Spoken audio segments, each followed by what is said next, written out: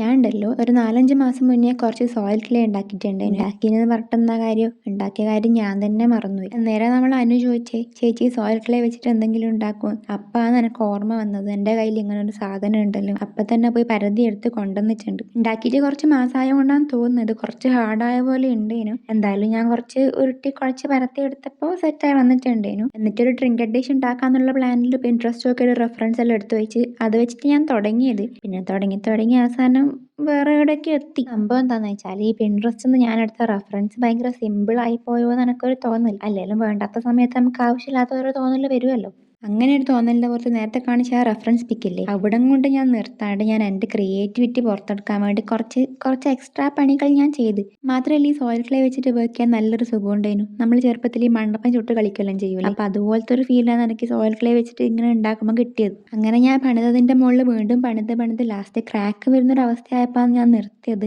എന്തായാലും ഇതിൻ്റെ final output എനിക്ക് എന്തോ ഒരു ഇഷ്ടമൊക്കെ ആയിന്. കാണാൻ ചെറിയൊരു ഭംഗിയൊക്കെ, ഒരു നമ്മൾ ഈ മോഡേൺ ആർട്ട് എന്നെല്ലാം പറയില്ലേ, അതുപോലെ ഒരു ലുക്ക് തോന്നിയിനി. നിങ്ങൾക്ക് ഇഷ്ടാവുമല്ലോ എനിക്കറിയില്ല. എന്തായാലും ഫൈനൽ ലുക്ക് കണ്ടിട്ട് നിങ്ങൾ അഭിപ്രായം പറയാൻ മറക്കല്ലേ. അത് മാത്രമല്ല, ഇനിയും ഇതുപോലെ സോയിൽ ക്ലേ വെച്ചിട്ടുള്ള എന്തെങ്കിലും ക്രാഫ്റ്റോ സംഭവങ്ങളോ വേണമെന്നുണ്ടെങ്കിൽ അതും കമൻറ്റ് ചെയ്ത് പറയാൻ മറക്കണ്ട. പിന്നെ ഇപ്പോൾ ഇവിടെ മഴയായതുകൊണ്ട് ഇത് ഉണങ്ങി കിട്ടാൻ കുറച്ച് ദിവസം പിടിക്കും എന്തായാലും. അപ്പോൾ ഇതാ ഫൈനൽ ലുക്ക്, ഇഷ്ടമായില്ലേ പറയാൻ മറക്കല്ലേ.